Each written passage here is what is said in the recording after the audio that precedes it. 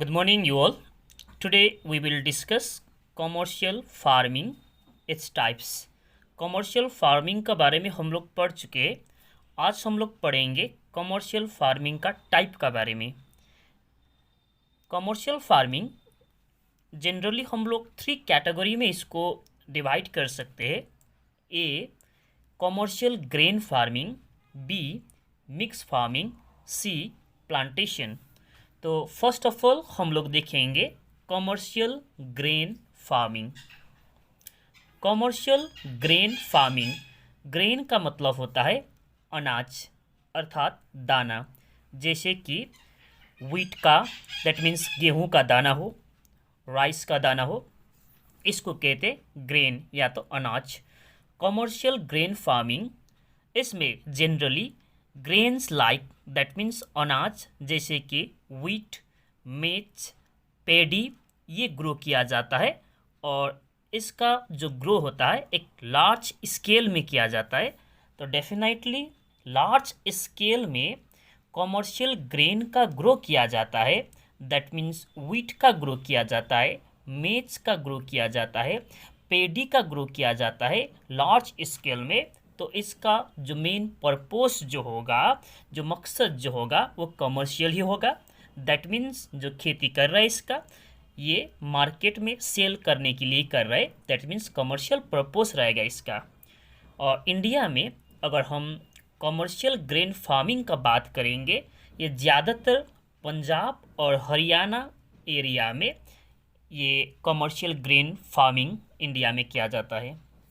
और वर्ल्ड का अगर बात करेंगे हम लोग या इंडिया का भी बात करेंगे, जनरली कमर्शियल ग्रेन फार्मिंग जो होगा ये प्रैक्टिस किया जाता है स्पेर्सली पॉपुलेटेड एरिया में। ये स्पेर्स हो गया, दैट मीन्स स्पेशली नहीं है, स्पेर्सली हो गया, दैट मीन्स स्पेर्स कहने का मतलब जहाँ पर पॉपुलेशन डेंसिटी कम होगा, स्पेर्स होंगे, ऐसा एरिया में आपका कमर्शियल ग्रेन फार्मिंग ग्रो किया जाता है।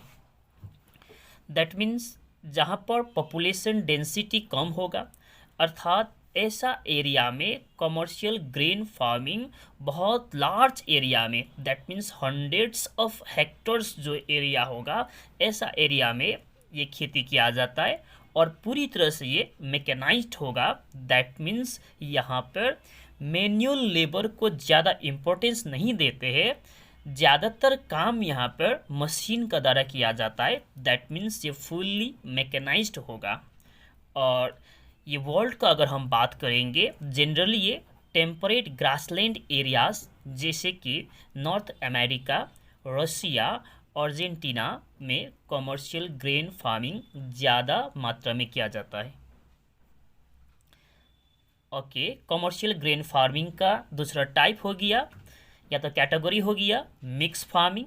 मिक्स, इसका नाम से ही हम लोगों को मालूम पड़ जाता है फार्मिंग यहाँ पर क्या है, मिक्स है। कहने का मतलब in this type of farming, mix farming में क्या होता है, द सेम फार्मलैंड, एक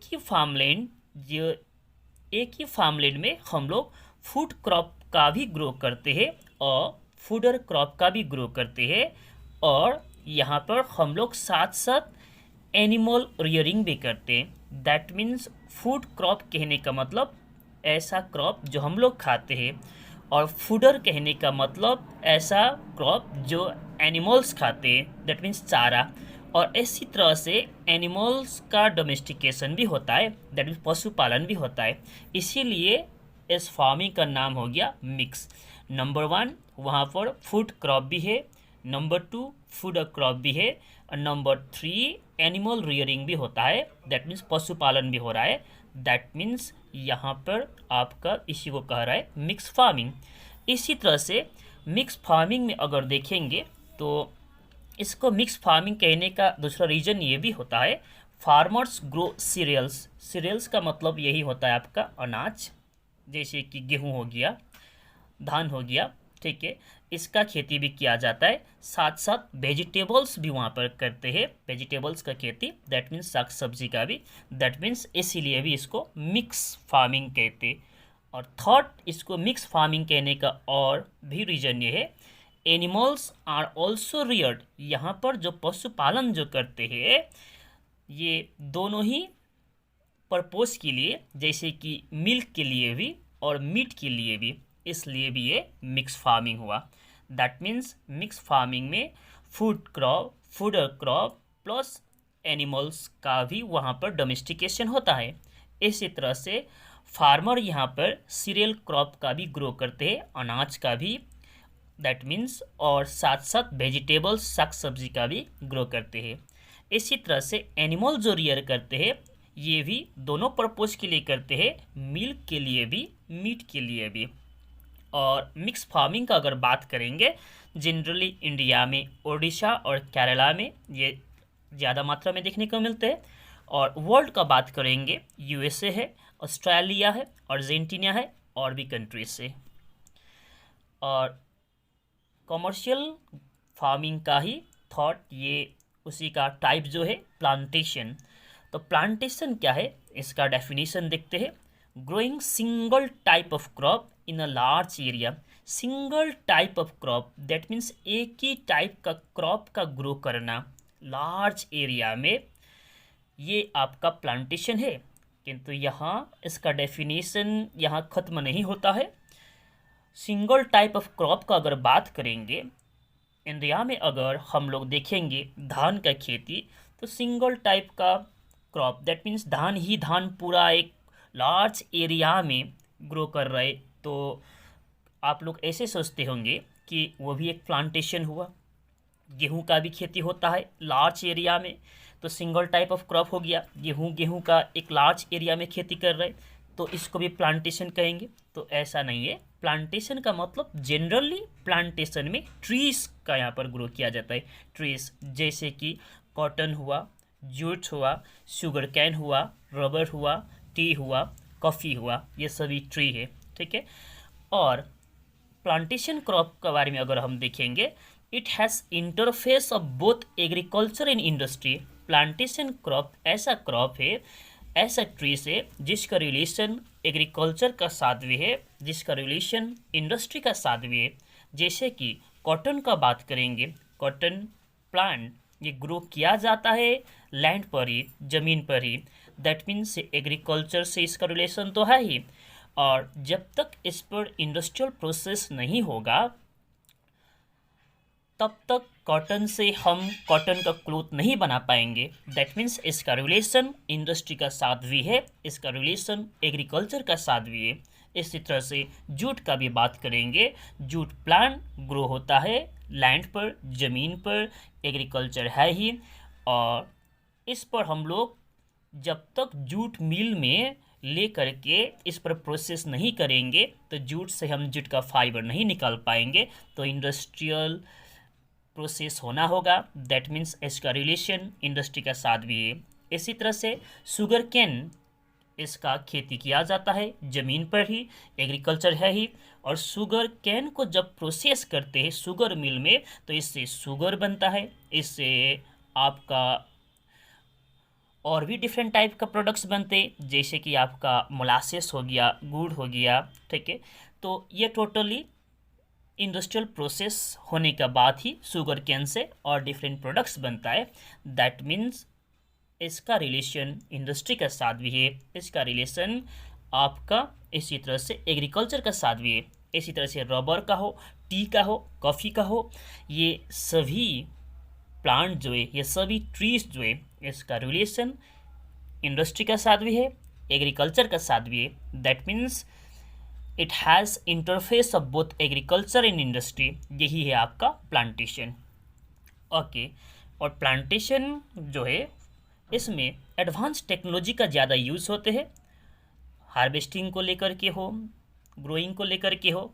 इसी तरह से बड़ा बड़ा लेबोरेटरीज जो होगा वो भी वहाँ पर ज़रूरी है, क्योंकि प्लांटेशन में उसका क्वालिटी चेक करना होगा। कॉटन हो या तो टी हो, कॉफ़ी हो, उसका क्वालिटी चेक करना होगा।